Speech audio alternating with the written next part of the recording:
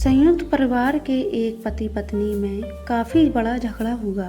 यह झगड़ा उन छोटे मोटे झगड़ों से ज़्यादा गंभीर था जो हर पति पत्नी में सामान्य होता है, क्योंकि इस झगड़े में एक दूसरे की बुराई करते करते बात इतनी बिगड़ गई थी कि पति पत्नी एक दूसरे से अब तलाक मांगने लगे थे।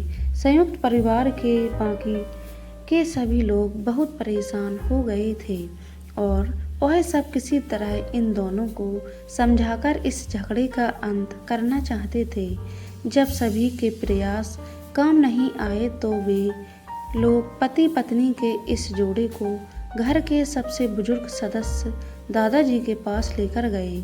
जब दोनों पति पत्नी दादाजी के कमरे में प्रवेश किए तो दादाजी ने उन दोनों को बैठने के लिए कहा और फिर पूछा कि बताओ, तुम्हारी समस्या क्या है।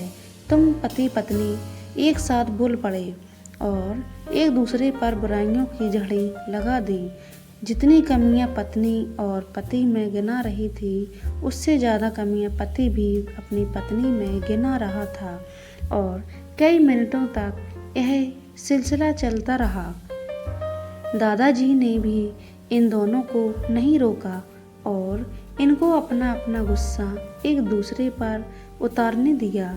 आखिर में जब दोनों एक दूसरे की बुराइयां करके थक गए और शांत हो गए, तब दादाजी ने उन दोनों से कहा, अब दोनों एक दूसरे की कुछ अच्छाइयाँ भी बताओ। जब अच्छाई बताने का समय आया, तब दोनों ही पति और पत्नी एकदम से चुप हो गए। शायद गुस्से में उन्हें कुछ याद नहीं आ रहा था या फिर गुस्से की वजह से ही वह एक दूसरे की अच्छाइयाँ बताना नहीं चाहते थे।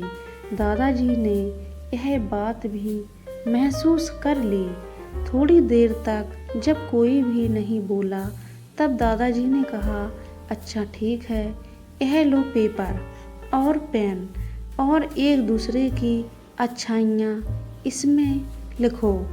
पति पत्नी दोनों ने ही पेपर और पेन लिया और एक दूसरे से काफ़ी दूर जाकर बैठ गए। थोड़ी देर तक न पति ने कुछ लिखा न पत्नी ने। फिर पति ने पेपर में कुछ लिखना शुरू किया। उसे देखकर पत्नी ने भी अपने पेपर में लिखना शुरू कर दिया। ऐसा लग रहा था जैसे दोनों एक दूसरे से कंपटीशन कर रहे हों। काफ़ी समय तक दोनों ने पेपर में लिखा और जब पेपर लिखावट से भर गया, तब दोनों ही अपना अपना पेपर लेकर दादाजी के पास उन्हें देने के लिए गए। दादाजी ने उन दोनों के भी पेपर लेने से मना कर दिया और कहा कि अपने अपने पेपर एक दूसरे को दे दो और अब एक दूसरे के पेपर पढ़ो। पति ने पत्नी को और पत्नी ने पति को अपना पेपर दे दिया।